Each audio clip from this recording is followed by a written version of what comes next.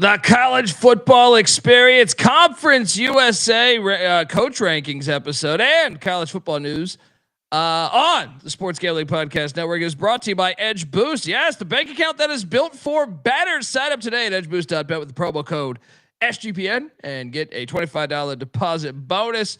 And remember, as always, folks, to let it ride.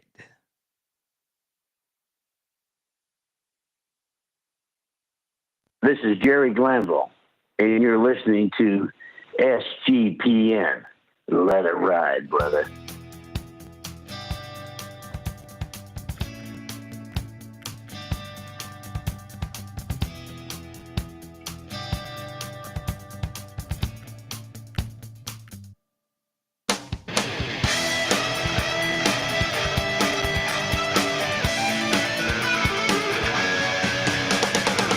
Yes, yes, yes. Woo! Welcome to the college football experience. USA, Conference USA coach rankings episode. Of course, we'll cover the Conference USA because the suits aren't. They aren't. All right, and they need to. It's a beautiful conference.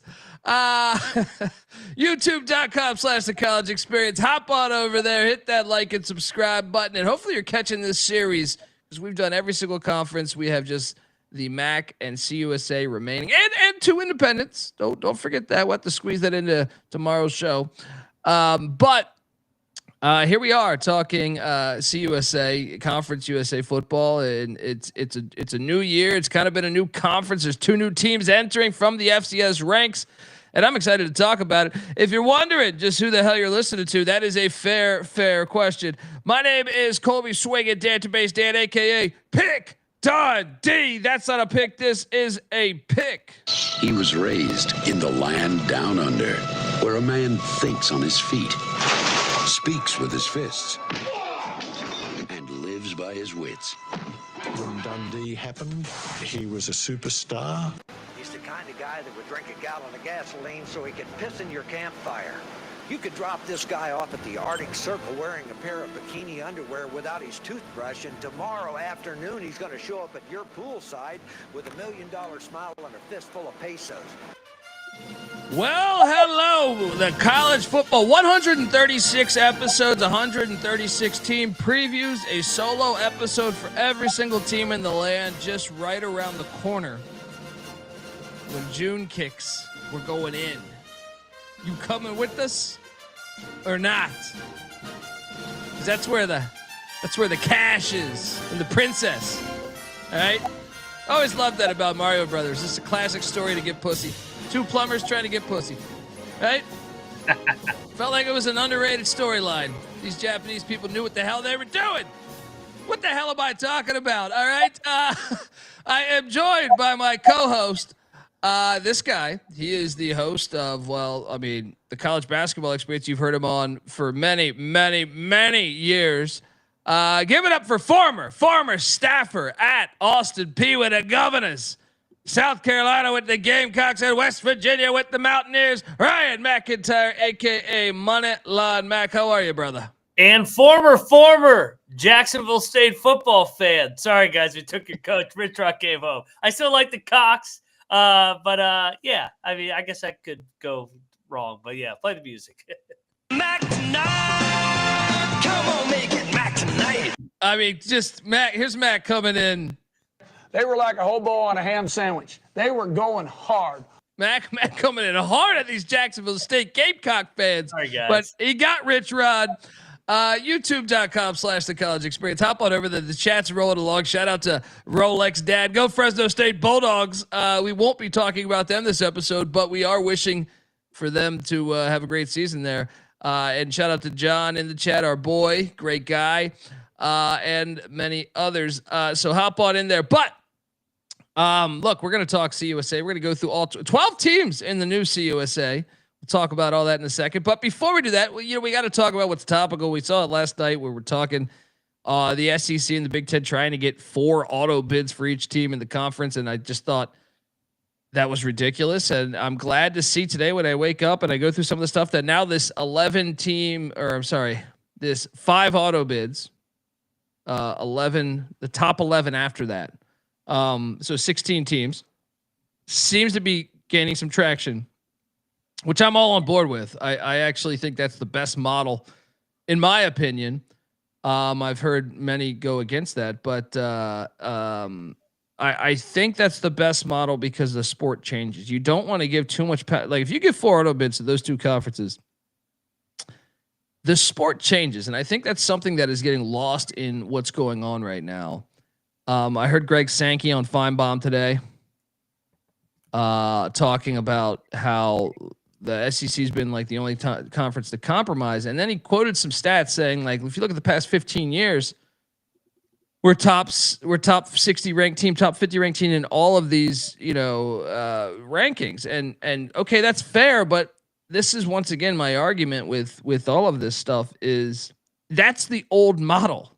We know the SEC was paying players under the table for a long time, but I grew up in the era in the late 80s and early 90s when I started to get into college football, late 80s.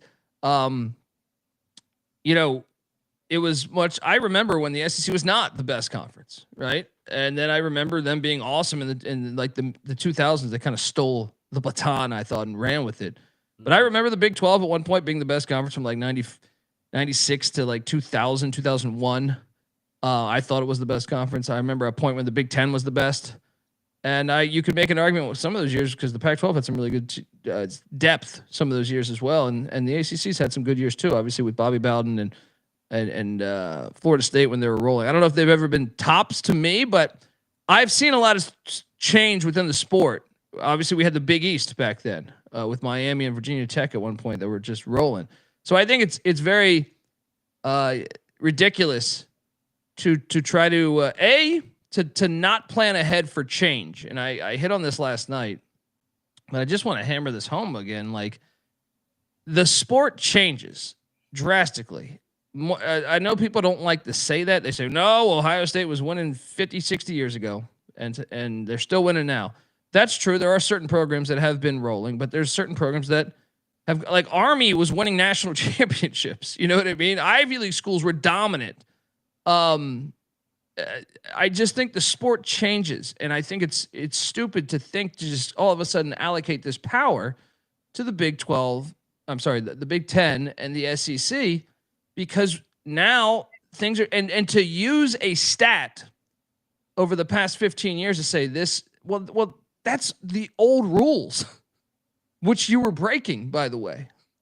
You know what I mean? I'm old enough to remember when Ole Miss was terrible, when South Carolina was terrible, when LSU was not that great, right? I remember these times. Kentucky was a fucking doormat, right? So now you're seeing, to me, I think that ever since you've been able to pay players, you've had the last 3 national championships have only involved one SEC team. They did dominate the Big 12 team, but the Big 12 has one team in the past 3 national championships as well.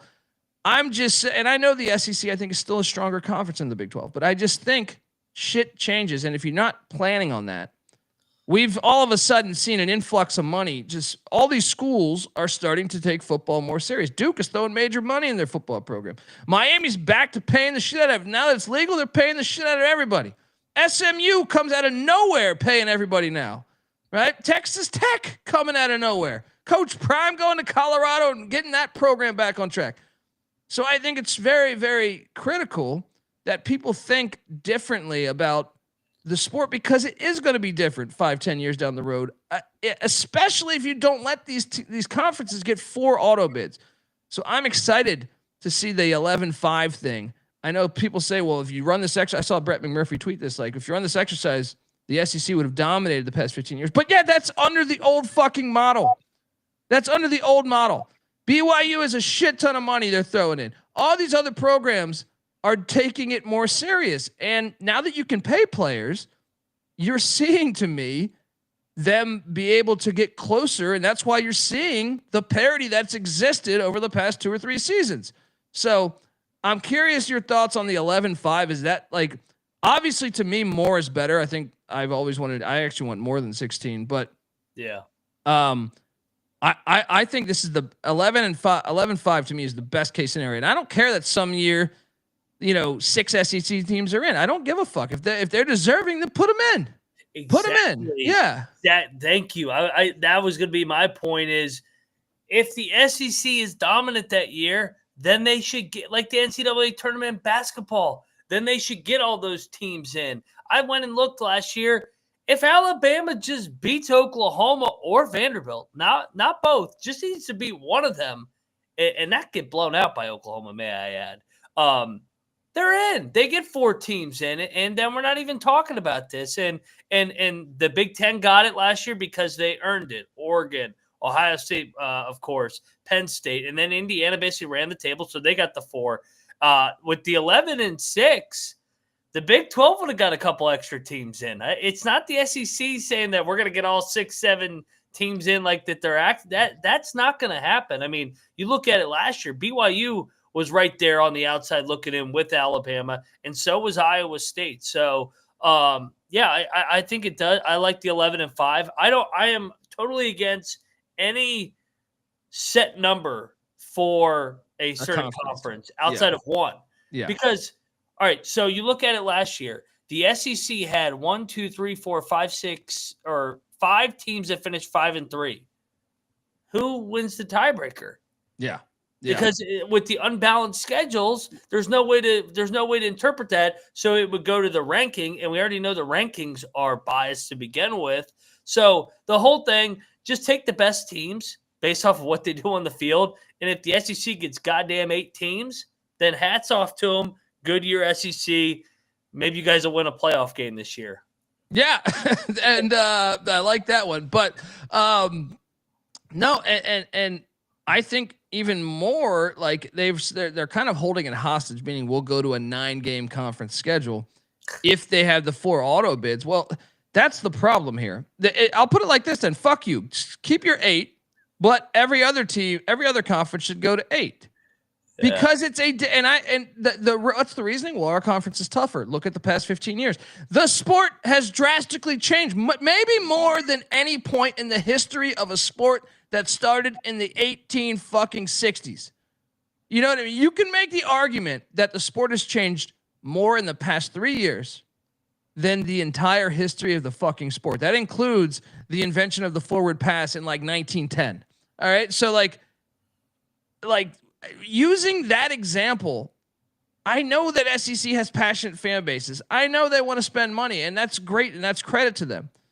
But I hope we get there seems to be momentum. Now I see that from what I understand. Now, I don't know that they've been outspoken on this or on the record with this. Now I think it's the Big Ten that's going up against they don't want, because the SEC, when I woke up today, I was like, well, they're warming up to that idea. The SEC coaches want that. Well, great. I want that too. And but if now it's the Big Ten that is rumored to be the one that doesn't like it. Yeah, of course. Well, that makes sense because they play one more conference game. Yeah. So here's the quick fix. Go to 8 conference games. Does it suck? Yes. But you need to get, and I would say the Big 12 should do the same. And you can have, you know what? If you do 8 conference games, there can be a silver lining. You can bring back all these fucking rivalries. 100%. Yeah. I would love 8 conference games. That means, for example, West Virginia, they could play Pitt and Virginia Tech every You could get Maryland. You could get Oklahoma, Nebraska, or Colorado, Nebraska. You could get Kansas, Missouri. You could get Missouri, Illinois. You could do all these fucking things then to add to the regionality. All go to 8 conference games. Every conference, if the SEC wants to hold them hostage, if the SEC wants to man up and say 9, then make the ACC go to 9. Tell the ACC go to fucking 9. But I think 5-11 is the best by far to me. And I think like we said, I mean, I don't want to beat a dead horse, but there'll be years, especially as the problem is, and the people only look at like what has happened now. They don't remember. I could sit there and make a case of like, hey, Georgia Tech won a national championship. Colorado won a national championship in my lifetime, right? Notre Dame's won a bunch. I mean, there are a bunch outside of those 2 power conferences, Clemson, Miami, Florida State. Now, who knows where they end up, but I'm just saying, like, the shit changes. I keep I keep thinking, like, does anybody in these fucking rooms ever just key in on the sport fucking changing? BYU won a national championship in the 80s, right? Like, shit changes. You don't think it's like Patty C's point of why we call Oklahoma Arklahoma is because they joined this conference. Arkansas used to be a fucking power. Go back to the 60s and look at Arkansas. They used to be a fucking power. Well, in 1990 or 1991, whatever year it was, they joined the SEC. And since then, they have not been a power. Shit changes. A team will emerge out of the new Big 12. A team will emerge out of the ACC. Maybe it's SMU, right? And then that's going to become a power. And then fan buy-in. And then maybe the conference changes. Maybe Florida State gets their shit together. All it takes is one fucking hire at these places. And now that they're putting football first, like, I mean, Duke's spending big money. A lot of these schools that were kind of phoning it in before, you get change. You got change even in the old system when there was programs just phoning it in. So you're going to get even more change, I think, now that you have this demand that, hey, football has got to be driving the bus for our athletic department. So anyway, did you see Brian Kelly say he wants to play Big Ten teams? Of course he's going to say that, right? Of course he's going to say that because they want to stay in the Power 2. They want to strengthen that conference schedule, and they want all the power. I would be so disappointed in the sport. I mean, luckily there's FCS, there's D2, there's D3, there's NAIA, but like 4 auto bids for a fucking conference is ridiculous. Just let it happen. If it happens, then 3 is ridiculous. Like, to me, like, I mean, you could maybe sell me on 2, but I still think that's weak. I just think let the conferences, figure it out and then go with the best teams after that. What's the point of winning the conference championship if the top 4 get in there? Like that Tennessee-Alabama game last year would have meant absolutely nothing. That ultimately ended up being a tiebreaker game in Knoxville last year because Tennessee ended up with 2, Alabama ended up with 3 because they puked all over themselves in that Oklahoma game. So, yeah, it's if the SEC's got 5, 10-2 teams, they took care of business in the non-con, and they have another 9-3 team, then let them get 6 teams in that year. They earned it, but they didn't earn it last year. You earned it in basketball. You did not earn it, and you earned it in baseball with the way that the bracket was. You did not earn it in football last year. And what did them saying that? And what did Sankey say? Like, the schedule is easier to you're not rewarding. You should always reward the schedule, right? Like, and I love how this is like. Well, he's alluding to Indiana, right? Saying that they won their games and Alabama, should have been in over them. I would fight that all day because first off, he's acting like the schedule was the first time. This is the first time Michigan won in the 14 playoff with a nobody non-con, right? Alabama did this one year. They had like Duke and New Mexico State. Saban was notorious. They played like 2 road games in his non-con road games in his whole fucking tenure in 15 years at Alabama, right? I know they played in the SEC West and that was a tough division, but still, you can go back to a lot of different teams in my lifetime. I think the Virginia Tech team in '99 had a very soft non-con schedule, right? Like, you can look at this, and this has been kind of the blueprint of the fucking sport. That's why we've been arguing for a large playoff for a long time, is because a lot of teams that hoist or that have the national championship banner hanging up there, you could make an argument and say, well, they went 11-1 and they didn't play the best non-con. And guess what? There's another 11-1 team, or there's a 10-1-1 team or some shit like that back to the ties. So, I hope they get it right, man. 11-5, or 5-11. I think it's the most perfect one. If the SEC has great years, they have great years. More power to them. But I do think the sport is never be stupid enough to think that the sport's going to stay the same. All right, like University of Illinois Chicago used to be in the fucking Big Ten. You know what I mean? Like and dominant, by the way.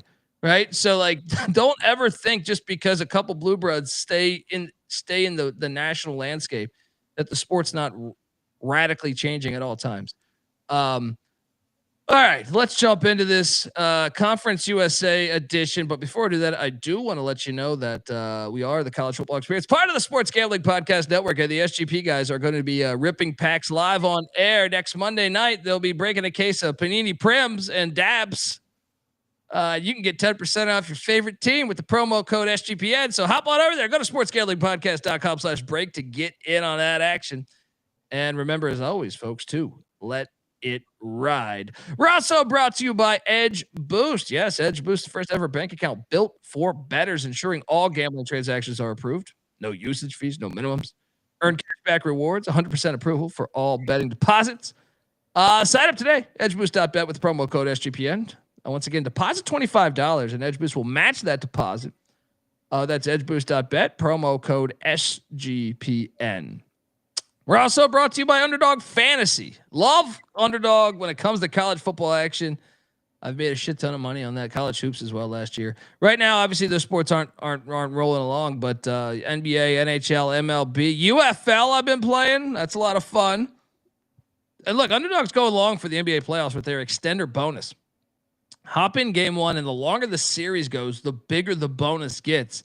So check that out and sign up. And when you do, use our promo code TCESGPN to claim your special pick plus first time deposit offer up to $1,000 in bonus credits. That's UnderdogFantasy.com, promo code TCESGPN. All right, we are back. Shout out to the chat. Yes, Cody Frazier, Robert Martin, everybody there. Appreciate you tuning in. Yeah, I mean, look, so we're gonna show some slides here in a second. So I highly recommend watching this episode. But in general, this was a conference that I thought, and this happens as someone that's been a fan of the sport for a very long time. But just a couple years ago, I think 2 years ago or 3 years ago, we're sitting there breaking down. I can remember breaking down this conference, being like, "Wait, maybe it was the year they added Chadwell 2 years ago." Or they had Hugh Strip Club Freeze, one of the two, right? And you're like, man, Hugh Freeze / Chadwell, Jerry Kill, Keeler down there at Sam Houston State coming in, Rich Rod at Jacksonville State coming in, and you're like, God damn, this is a good. Rick Stockstill was a longtime coach. Helton at Western Kentucky. And you're sitting there like, this is a very good coaching conference. Most all of those guys are gone. Yeah. So you're kind of in this reload, and then you get Delaware, which has been a fucking powerhouse really for the past 40 years in the FCS, coming into the conference. And you also get Missouri State, who Road Rash faced. Bobby Petrino was most recently their head coach, and he obviously left for A&M. But Missouri State was kind of a wild card. They had some FCS playoff appearances, but they weren't necessarily an FCS power, so they're just taking their opportunity to jump in before, kind of like Sac State, I feel like, although Sac State's going independent. But how do you feel about the conference's shape? I like a second team in the state of Missouri. I've long said that every state should be represented, and there should always be a mid-major in the state too. I think that's healthy for the FBS. But how do you feel about the conference in general, but also adding these two teams in and the coaching just overall? How was the exercise for you after doing all these other ones? Another interesting league, just because you do have a couple first-year head coaches, but you got some guys on some other stops that have been successful. I mean, Willie Simmons did a great job at FAMU and Prairie View. Jerry Mack also had a successful stint at North Carolina Central. So you kind of go through it, and then you got some other guys that have kind of just not got it going. That'll be at the bottom, but definitely Chadwell, I assume, will be at the top for both of us because he's been the most consistent. Will he be here next year? No. I think he dominates here just like Rich Rod, and then he's off to a P5 finally. That's another school throwing a shit ton of money. I would not be surprised in 5 or 10 years if Liberty's in like the Big 12 or the ACC or something.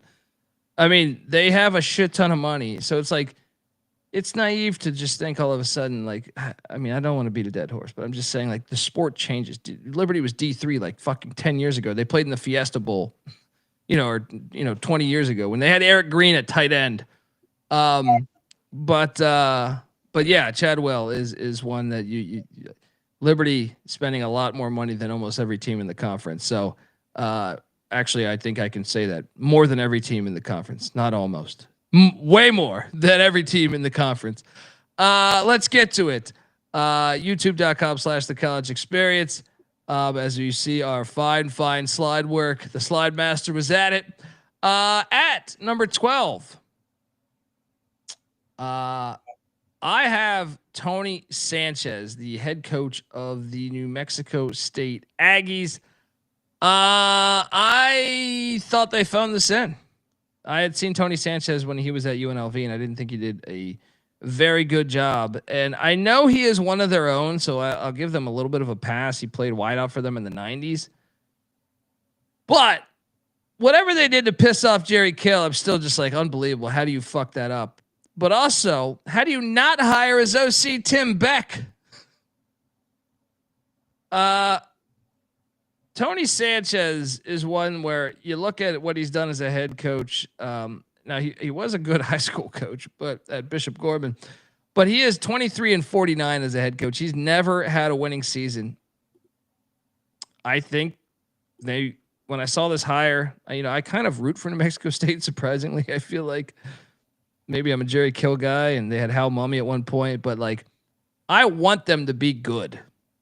And when I saw Jerry Kill step down, first off, I was like, what? Come on. Like, stay there. I wanted to see Hill versus Mendenhall. Kill versus Mendenhall. But when I saw them hire Sanchez, I said, come on, guys. You had Jerry Kill for 2 years. You're going back. You could have got Tim Beck. So I have Tony Sanchez at 12. I just thought it was a lazy hire just because he played wide out for them and he was a wide receivers coach for him. You at number 12 have Charles Kelly, who is the man replacing your boy Rich Rodriguez. Doing Jackson State just dirty, are you? Just off and running. Tell me about your logic here, because this is an interesting one to me. I'm not a fan of the hire, to be honest. I mean, I thought his defense at Colorado was bad, very inconsistent. Felt like they were unprepared. I mean, that Stanford game felt like they had 15 penalties. They couldn't get guys on and off the field. Auburn, I didn't think they were very good, but kind of like Beck, we're like questioning why he got the job. He's on the Urban Meyer tree. Kelly is on the Nick Saban tree. So those guys that are on the Saban and Meyer tree seem to get a little bit of the more benefit of the doubt. Maybe he proves me wrong, but on paper, not a fan of the hire, especially coming off Rich Rod. Well, yeah, I mean, you're not going to get as good as a coach as Rich Rod. There wasn't one out there, I think, to get, but he was at Jack State, from 94 to 98. So he had some history, but I think the bigger thing is he's just like an Alabama guy through and through. He played at Auburn, coached at Auburn, Alabama, Jacksonville State. I mean, I was a bit surprised he got the head coaching gig just because he did struggle at Colorado, and obviously Auburn wasn't setting the world on fire a year ago. But yeah, you have Charles Kelly at 12. At number 11 for me is Sonny Cumbie. I really wanted to place him 12 because that's schmuck athletic director over there, and maybe I don't. He fucking fired Skip Holtz, who had like the greatest run. I mean, Skip Holtz was like the best coach La Tech's had in like 50 years, and one year where they have a losing record, where they lose like every game. They should have beat Leach's Mississippi State team. They're up the whole game. I think SMU beats them on a fucking Hail Mary. Like they were way better than their record that year. And then you go out and hire Sonny Cumbie, and I mean, I just think the whole, like all these Leach disciples that played quarterback for him, I just don't think they're very good. You saw it with Kingsbury, with Texas Tech. You see it with right now, like Eric Morris at North Texas. I don't think he's very good. I know he went to a bowl last year, but that was only because Marshall quit. Marshall didn't play the bowl game, and then last second they needed someone close to Shreveport, Louisiana, and it was like Louisiana Tech's like, I'll play. But they were not bowl eligible before that. They were 5-8 last year, 5-7 before that bowl game loss. He has been terrible in my opinion, like his tenure, and it's the way they get their ass whooped too.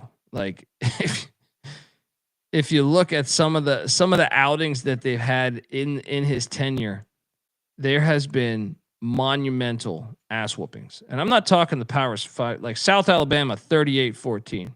North Texas beats them by 20. UTSA 51-7. I mean, it's honestly, as an ECU guy, it's very like Scotty Montgomery like. You could look back. Liberty beat them by 56-30. Sam Houston 40. Sam Houston jumped up from the FCS 42-27. Jacksonville State jumps up from the FCS 56-17. I honestly, the only way I think he has his job right now is because they had to pay the players. If it was 10 years ago, he would have already been fired. So I have Sonny Cumbie at 11. You also have Sonny Cumbie at 11. Your thoughts? I mean, you kind of stole all my thunder, unfortunately. He's been very, very underwhelming. 11-26, 8-16 in his 3 years at Conference USA. And like you said, it's not that they're losing. If you got them going in the right direction, I guess technically they did. They went to a bowl game. They just don't look the part. They're soft. They're bad on the line of scrimmage, and they kind of just get drilled when they lose. Yeah, have they ever beaten a team with a winning record under his tenure? Like I'm trying to think. Like I'm looking at the wins last year, which is his best season, and they beat their FCS team barely by one score. Middle Tennessee, which was terrible in Derek Mason's first season, 3-9. UTEP, they got Western Kentucky. He's had one win against a team with a winning record in his 3 years. I mean, I think that says enough. Yeah. He'll probably be the first coach fired in this league if I had. Yeah, but and a Mike Leach guy, so you want to root for him, but yeah, he's not. He's just Yeah. Rest in peace to the great Coach Leach, friend of the program, and best wishes to Sonny Cumbie. I don't dislike him. It's just the product on the field I don't buy into. At number 10 for me is Jerry Mack. And if there was one that I feel like I might be the most wrong on, it's this. Yeah. I had a really hard time figuring out where to place him. He was a head coach before, but that was a little ways ago. He left the head coaching position at North Carolina Central to be Rice's offensive coordinator, which is puzzling in its own way. He was most recently with the Jacksonville Jaguars. He was also with Tennessee in Heupel's first couple of years there. I mean, he was 31-15 at Central. Went to the Celebration Bowl, lost the Celebration Bowl. I'm kind of on the fence on this one. Like I think it could work, but I don't know. I was kind of pissed at the way they fired their previous coach, but I found myself thinking I wish he had another tenure as a head coach, because I will say this, Central's kind of been kicking ass for a minute here. I don't know. I'm on the fence with this one, but I thought the unknown is still better than what I know Sonny Cumbie or Sanchez to be. So I put him at 10th, and he is in Georgia. There's a lot of talent there. Maybe he makes it work. Maybe it's a better hire than I think. So I had Jerry Mack at number 10. You had Tony Sanchez at number 10. Your thoughts? Yeah, I mean, I wasn't a fan of the hire. I didn't think he did a good job at UNLV when he was 10 or 20-40. I mean, it's hard to believe he was the Cal head coach when Aaron Rodgers way back in the day. So.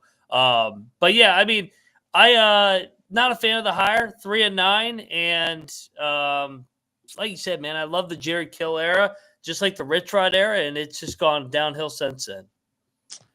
Yeah, I just can't believe after they had just gotten like the student body, they had been such a doormat for a while, and Kill came in. And like they got the student body behind the football. I just felt like finally they were getting on the right track. And then whatever they did to piss off Kill, and then them not hiring Beck and going Sanchez, it was very, very disappointing. Tony Sanchez at number 10 for Moneyline Mac. At number 9 for me is Charles Kelly. I'll be honest. You made some good points. But I just thought, hey, he's a Jacksonville State guy. He's never been a head coach there, but he's been a part of some very good coaches. You know, he was coached at Florida State when they won a national championship under Jimbo. I know that some people would say, is that a good coach? And that's fair. But he still won. He was part of a national championship team there. He was with Tommy Bowden at Auburn back in the day. Played under what? Fucking Pat Dye. I mean, coach was Saban. His tree is coach with Dion. He has a decent coaching tree. And the guy has spent majority of his career in Alabama. He even coached high school back in the day. So I just thought, hey, the shoe fits a little bit. Why not give him a shot if he knows Alabama through and through? But yeah, I have no idea how it's going to work out. I mean, I did not, when I saw Rich Rod leave, I had a list of guys I thought Jacksonville State would hire. Charles Kelly was nowhere near that list. So in that regard, I could see him being thrown behind, but I could say the same for Kennesaw State as well. So I had Charles Kelly at number 9. Moneyline Mac at number 9, Phil Longo. And if his head coaching tenure is anything like his haircut, we're all fucked. Yeah. But your thoughts. I wouldn't tell him that to his face though. It looks like a guy that'll punch you in the face. Tell me why you got Phil Longo, the Sam Houston State new head coach, who ironically Phil Longo is a guy that failed upwards. He got fired at Wisconsin and then became a head coach. What the fuck? I was just about to tell you. How does one do a bad job and then get a promotion? So hey, Cliff Kingsbury. It happened to Kingsbury at Texas Tech. He got fired. Then he got the Arizona Cardinals gig. It's like, what? But good point. So yeah, I mean, Longo doing a good job, getting a job, I guess. I don't know how to sell this art. I probably should have had him lower, but I mean, there's some bad ones at the bottom that I've seen with proof in the pudding. So yeah, Longo is at the bottom. Well, I can help you here a little bit. I mean, because wait, I think he might be next for me. Let me. He did a bad job at Wisconsin. I couldn't believe he did. But hang on. So yeah, look at Carolina. I guess. That's what I was about to say. At number 8, I have Phil Longo. So I actually have him ranked one higher than you. I mean, at Carolina, that offense was zooming, and I kind of liked what he did at Sam Houston back in 14 to 16. And he's been at some other good schools within those ranks. Like that offense is honestly, Wisconsin was the only time. And that was, is it fair to say part of that might've been the radical change from going from like a ground and pound? Like, I don't know how much of that is on him going ground and pound and going dairy raid.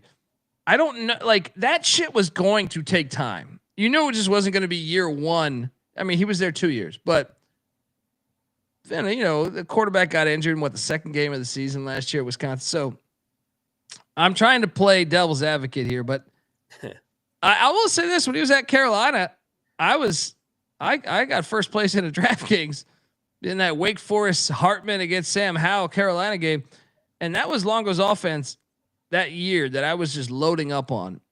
So if that, in that regard, I remember thinking at that point, I was like, man, I wonder if he gets a mid-major gig with his offense cooking like this.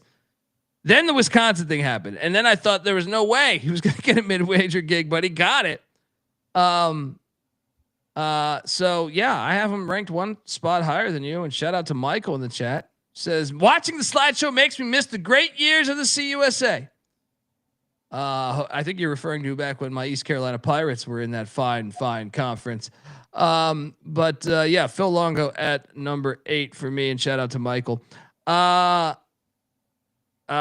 got number 8 for Moneyline Mac is Derek Mason and Michael, I think, is a Middle Tennessee fan. So yeah, I mean, I know it's a tough first year, but at times I thought he did a good job at Vanderbilt. I mean, he made 2 bowl games. Now, he was coming off the Franklin era, so the program was at a pretty good spot.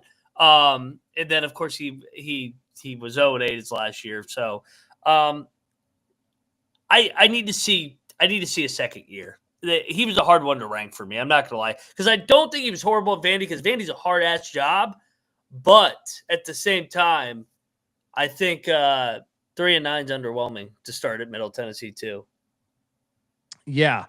Michael saying, finally you got the Derek Mason. Michael, I don't know if you were one of the people in the chat over the years, because I was defending Rick Stockstill so much, which, by the way, we will have a callback to Rick Stockstill in a little bit.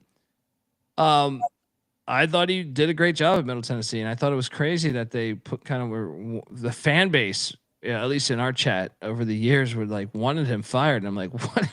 The guy wins. He's beaten a bunch of Power 5 schools.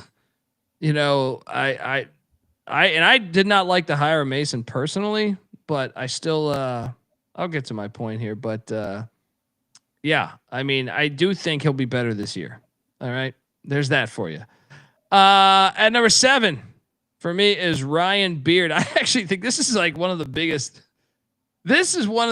mystery ones to me, because if I am being honest, Ryan Beard, former defensive back at Western Kentucky, I believe he married into Petrino's family, if memory serves me correct. He married Bobby Petrino's daughter, and he was on the staff. That's one way to get a head coaching gig. Good for you, Ryan. But in all honesty, look, he's 12-11. He took over. He was 4-7 in year 1. But last year, so I was a huge skeptic in year 1 last season. They kind of had like a breakthrough year in a way. Now, with that said, they still didn't make the FCS playoffs, but they kind of turned around the season and almost beat Ball State back in week 2. But then you kind of dive into the schedule, and you're like, they kind of got worked by any team with the pulse. I mean, I guess Montana, they played close. But the other teams that were really good, North Dakota State and South Dakota State, waxed them. And I guess they got one win against a ranked team, that was Illinois State. But I believe, if memory serves me correct, Illinois State's quarterback was out that game. But anyway, I had a hard time placing him here. I really had. He was an assistant with Petrino at Louisville too.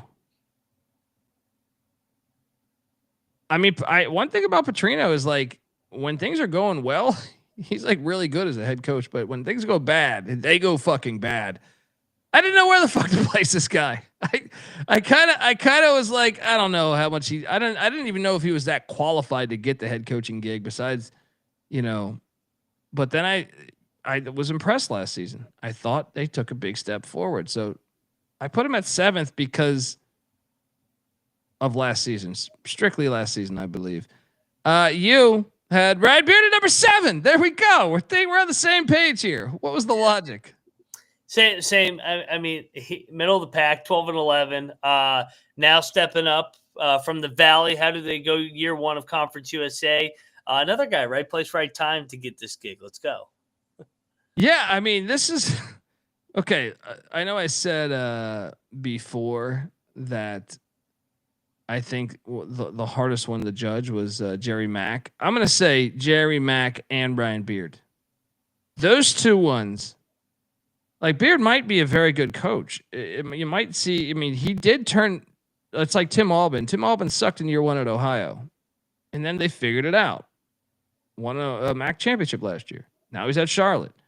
Well, Beard, definitely, they looked a lot better last year. So that's my logic. I'm ranking him number 7.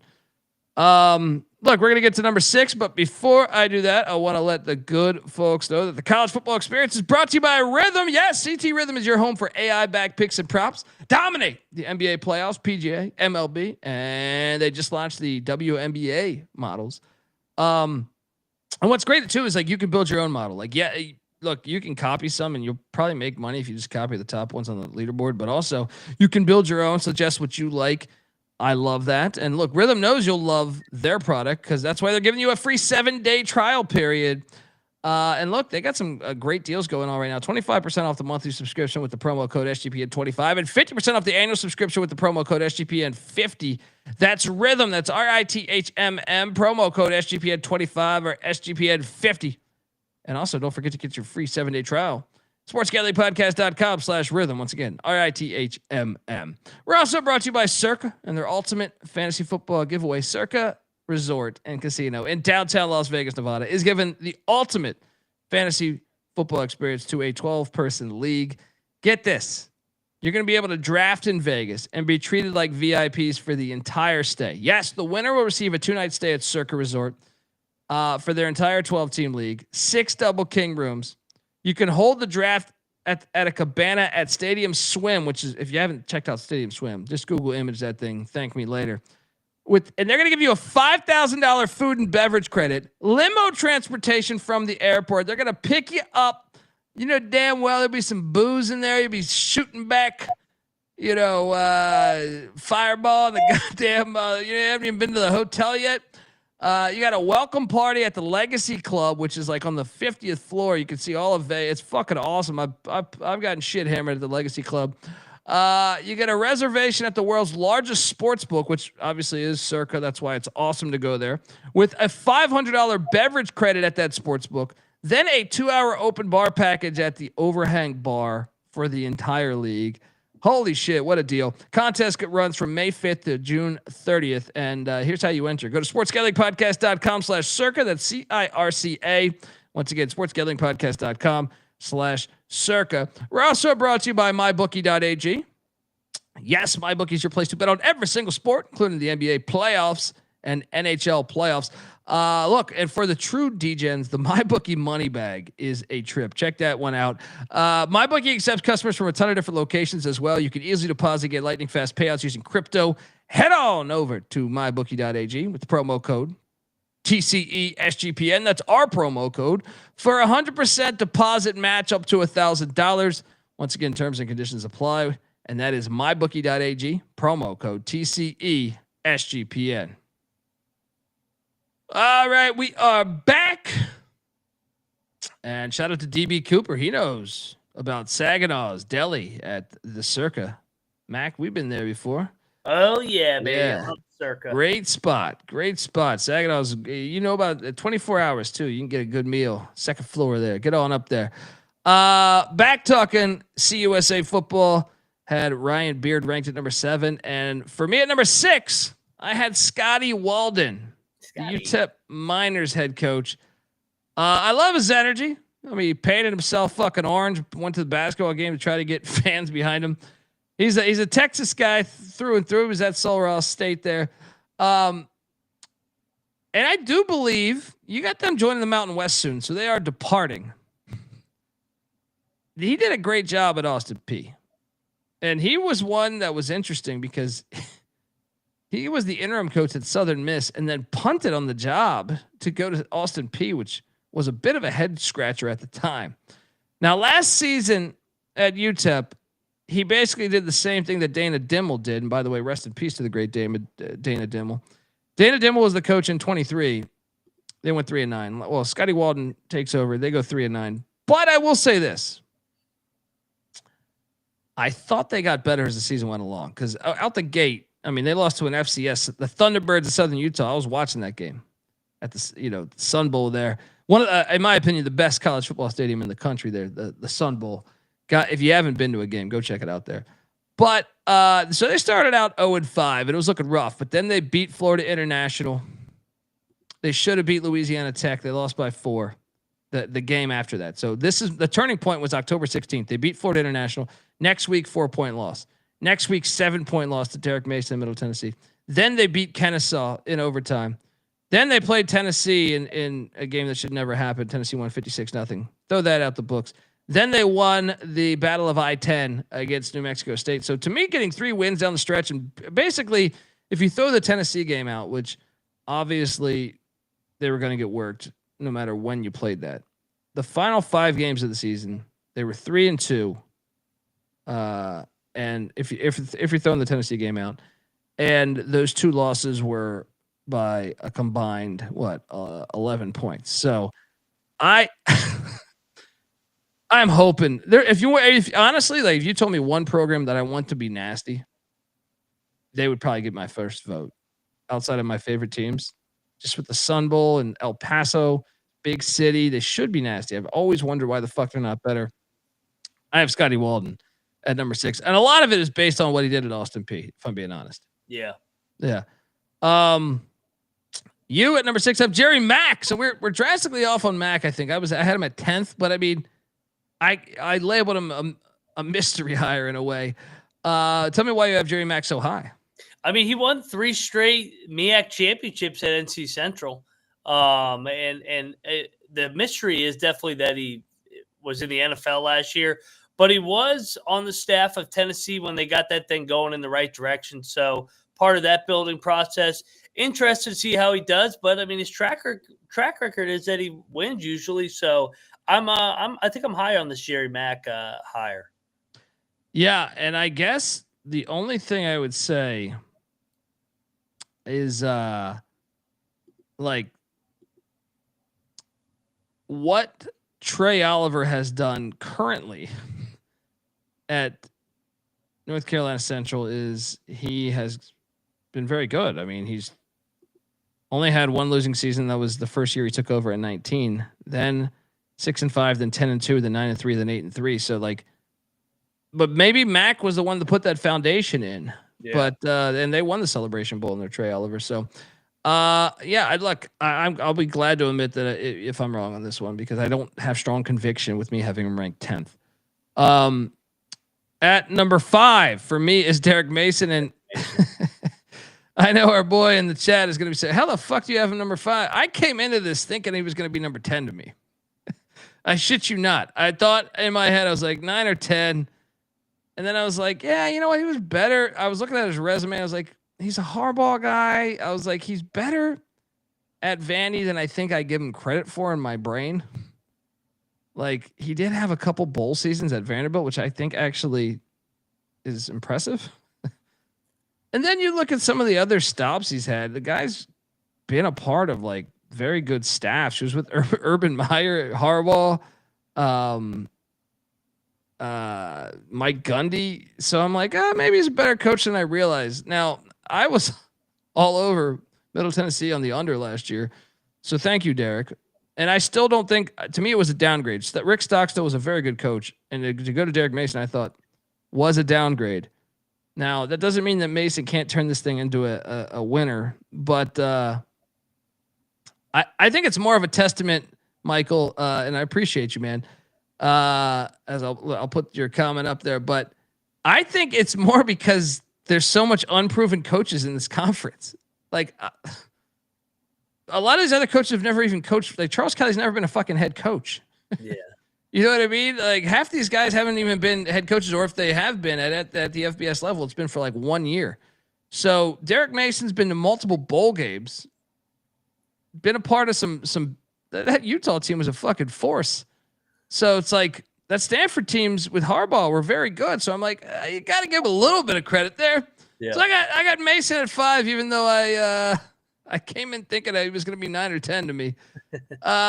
You at number 5 have Scotty Walden. There we go. Scotty Walden. What's the logic here? His Austin Peay tenure. Although I will say Austin Peay was rolling when he got there as well, but I thought he did a good job. Got him to the tournament the last year. And I will say last year, Dundee, that they improved in the second half of the year. They went 3-3 down the stretch. They lost to 2 close ones to La Tech and Middle Tennessee, although you could argue they probably should have won both of them. Big second year, though. But my ranking mainly off Austin Peay. Yeah, the Governors, if people don't know FCS, first subscribe to the FCS College Football Experience, which we host. Yeah, you're a former Governor. They were fucking ass for a long time before Will Healy and Scotty Walden. Yep. Will Healy and Scotty Walden got it rolling. But yeah. And Hudspeth. Yeah. Yep. Mark Hudspeth. Yeah. Yep. So credit to the Govs for getting Scotty Walden to El Paso. At number 4, I have Ryan Carty, and I do like Ryan Carty, and I do think call me crazy. I'm curious. Let me ask you this question. All right. So we know Liberty is the team to beat year in, year out because of the amount of money they spend. Who do you think the program you can trust most besides Liberty in this conference moving forward? I think it's Delaware. Delaware has been very good for a long time. Now, granted, it was in the FCS, but man, they've pumped a lot of NFL players, out. And I just think that look, they're the only. I know it's a small state, but they're the state school. You know what I mean? Like, I tend to think that they're the program that will be probably the second best team, or like that. I know that football matters there, and I feel like they would focus on football thriving more than, say, a lot of these other schools in this conference, perhaps. I know Western Kentucky's also, in the ranks there. But anyway, I wanted to answer that one before we go into Ryan Carty. Who do you think the second best program would be moving forward, like that you could trust year in, year out? I think it's got to be the Tops because of the money. Liberty's basically a high major, and they're going to get out of this league in a couple of years. So I probably would say the Tops. I mean, we see it in basketball. Their investments. I always thought UTEP should invest more and more. I do too, dude. Yeah. They should be the answer. They should be the correct answer. But I think Delaware, man. Delaware spends in football, not basketball, but football. I was starting to think it might be Jack State, but I worried that they may halt all their momentum. Yeah, I'm a little weary of Jack State and Kennesaw, even though they're in talent-rich areas. How do you go from Rich Rod to? I still can't get over that. How do you go from Rich Rod to Charles? Rich Rod's son was on the staff. They should have kept him. They should have just gone one Rodriguez to another. Yeah. But maybe West Virginia will do that down the line. But Ryan Carty is, one of the things I do appreciate about Ryan Carty is he was a Delaware Blue Hen himself. And he took over for Danny Rocco, and I thought he elevated the program a little bit. Danny Rocco was getting into the playoffs. I mean, like I said, this program, let me see if I could do. I should have loaded this up before, but I just want people to. So a lot of people I feel like that don't watch FCS football. They're surprised when JMU and App State and Georgia Southern enter the FBS and they start rolling, right? I wasn't, because I watched these programs in the FCS and I thought, man, these were fucking great programs.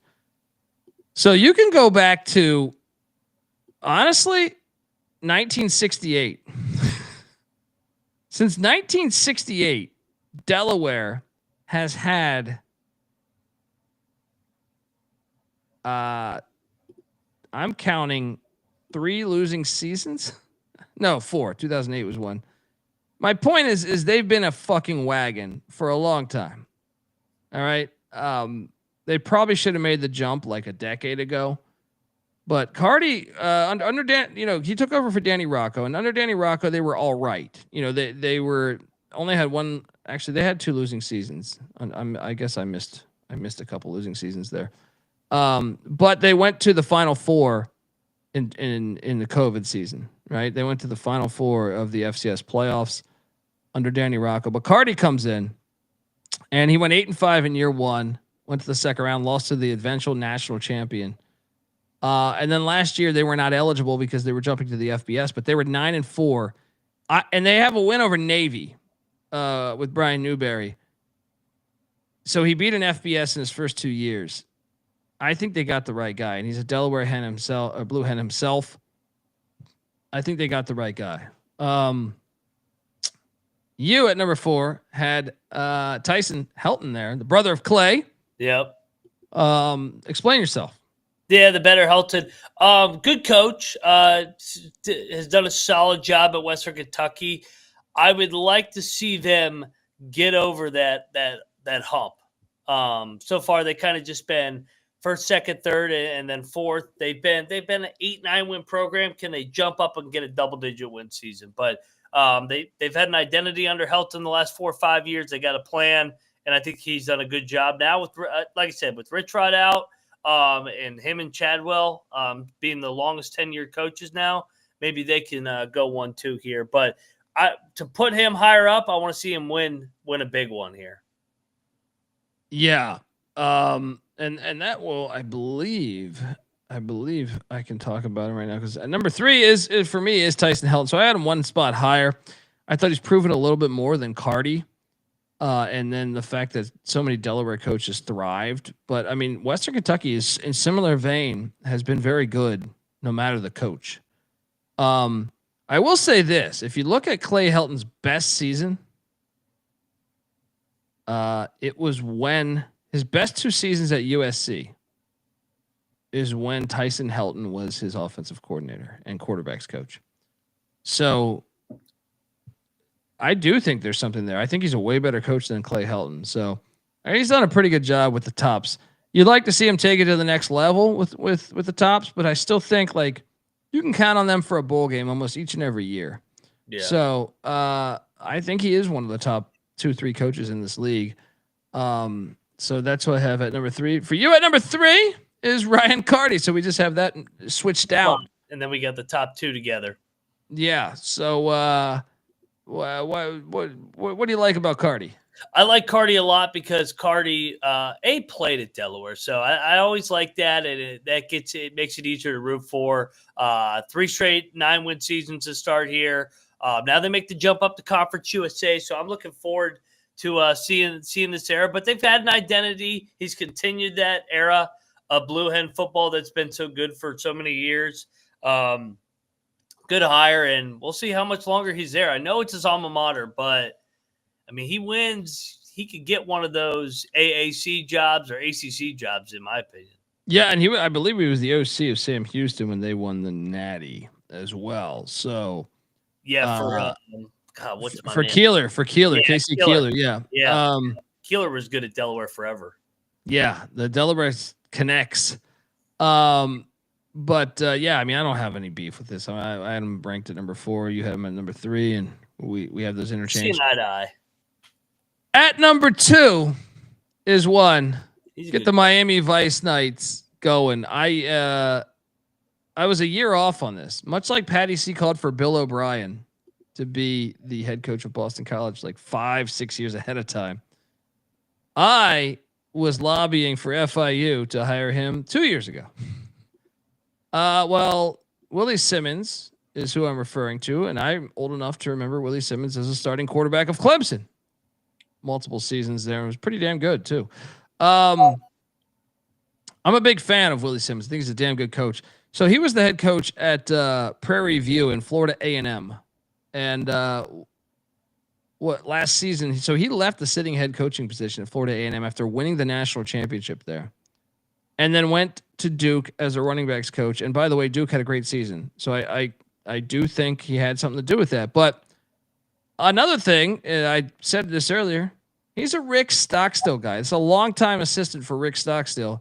This is who Middle Tennessee should have hired, but they were mad at Rick to have Rick Stockstill. God knows why. The fans wanted something different. I am very excited to see him. Obviously, Willie Simmons played at Clemson, but he is a Florida guy. Born and raised Florida. And obviously what he did as a head coach, first at Prairie View, 21-11 at Prairie View, which was a challenging program at one point. Then what he did at Florida A&M, year 1, 6-5, then 9-2, then 9-3, then 9-2, then 12-1 national championship. The guy has never had a losing season as a head coach at 2 programs that I think you can make a good argument. Pretty challenging programs, have a lot of things going against them. Yep. Specifically the Prairie View one. So I think Florida International kind of hit a home run by hiring him.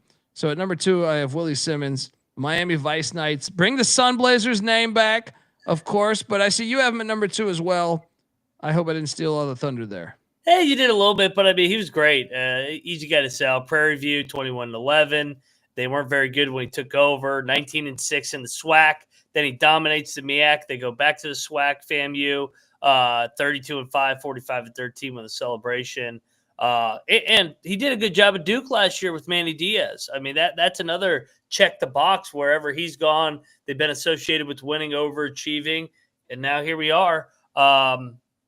This is an easy hire to get behind. I'm Maybe they become the second tier program. Look, I know they were struggling. Butch Davis a few years back saying, well, we're still using Mississippi State shoulder pads from 2005. They got Pitbull Stadium. All right. Pitbull and his fucking vodka company being served at the place. I'm on board with FIU being, and look, there is Willie Simmons is plugged into the fucking high school talent and shit there. I think you're right. I think this is one that could be with just being right there. Who doesn't want to be in fucking Miami having a good time hanging out with fucking Pitbull? You kidding me? Yep. Late at night, God knows what you're getting your fucking self into. I saw Cocaine Cowboys.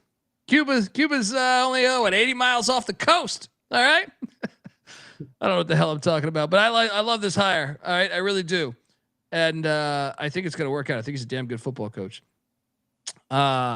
So we both have the same number 2s. And of course we have the same number 1, Jamey Chadwell.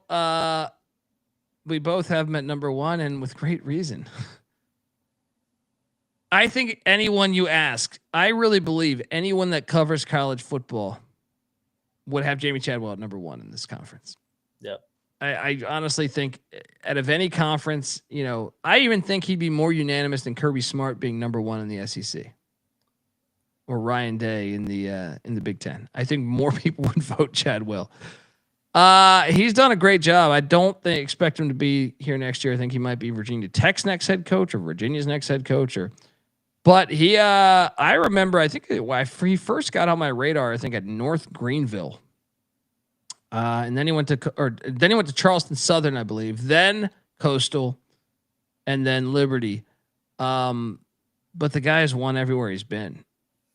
Except, I think he was at Delta State one year and he was only 3-7, but every other stop he's been, he rarely fucking loses. So, I love the offense they're running too. So, former quarterback at East Tennessee State there in Johnson City. Why do you have Chadwell number 1? I know it's kind of deer in a cage here, but yeah. I mean, what Beck has done at Coastal sells him even more. That helps. But he did a great job at Liberty, 13-1, and then Coastal. He was awesome there, and North Greenville, like you said, he got that thing going. 21-14.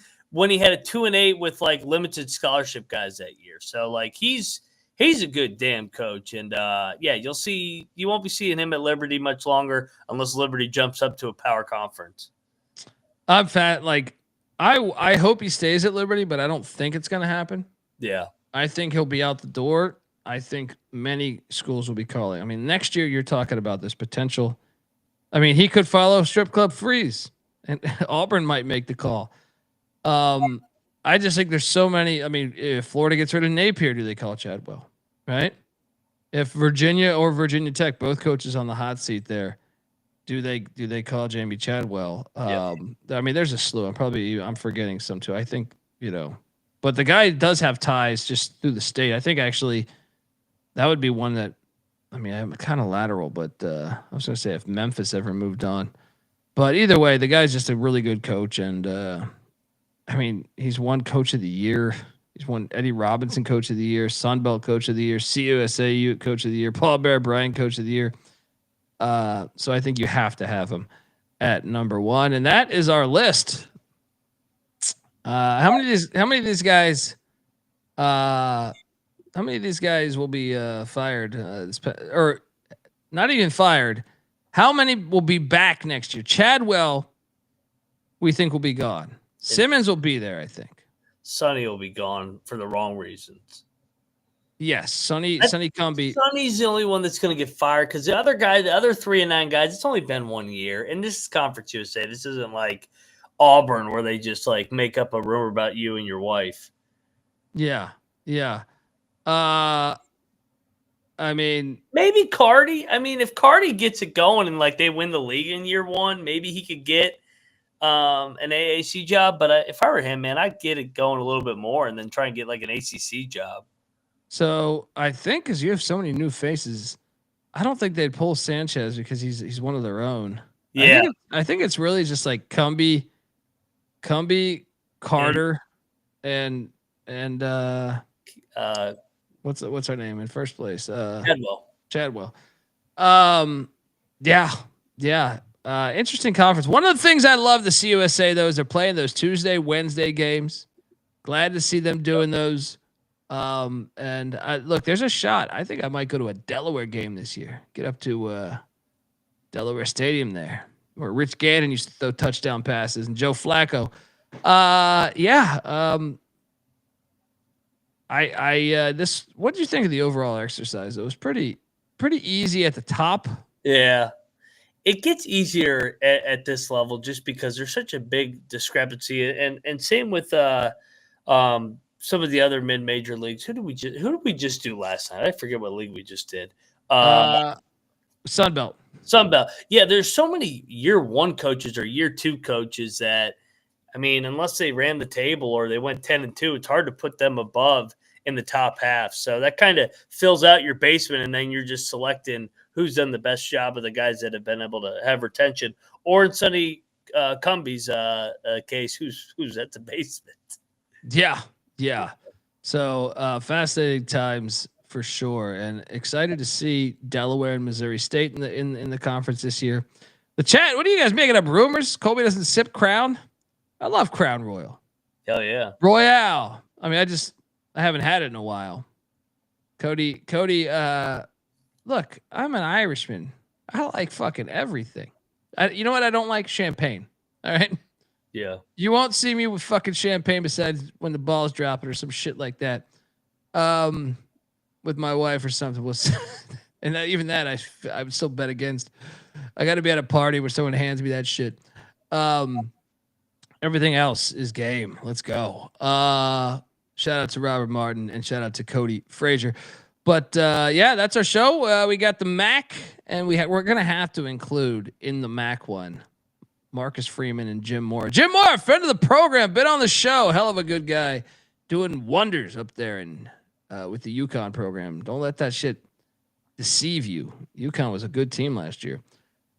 So folks, we got that, and then obviously next week we are previewing the beginning 136 episodes, 136 teams. We do it every fucking year, but this year Missouri State and Delaware are part of the party. And also we are going to randomize it. People have been wondering, where are we starting? Are we going A? Last year we went by conference. The previous years we did alphabetically A to Z, and it wasn't fair to the fans and the W's and the Z's. So we just used a randomizer. So we're actually starting with the SMU Mustangs. So yeah, they got number one somehow. And look, I can be bribed, but I swear they didn't bribe me.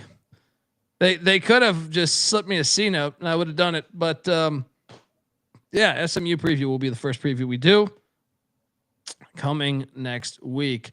Appreciate everyone in the chat, and make sure you check out the college baseball experience as the season is rolling along. Oh man, I was planning to go down to Conway, catch ECU take on Florida Friday at noon, but damn if it's like 80% chance of rain all day. So I'm like, okay, well, I'm not going to drive all the way there with the uncertainty of the game getting delayed for a fucking day.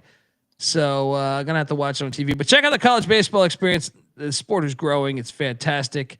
And and also check out the college basketball experience. Mac always killing it, doing some coaching interviews, talking portal. How about how many guys came back from the NBA draft that were NIL. Flirting? Yeah, NIL. It's a good thing.